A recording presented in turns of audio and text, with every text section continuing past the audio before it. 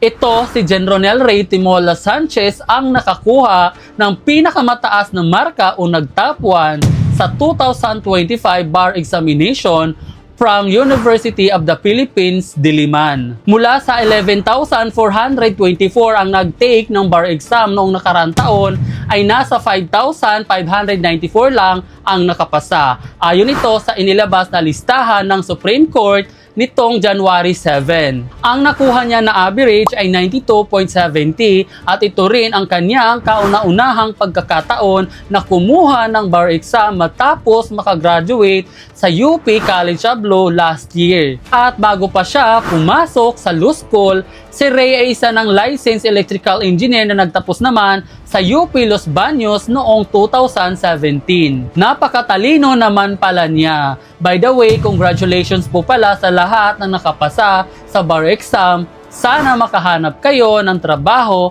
na naaayon sa inyong napagtapusan. Sa hindi naman mga nakapasa, still congratulations pa rin sa inyo. Huwag ka lang sumuko, baka hindi pa para sa'yo. Try mo na lang ulit next time.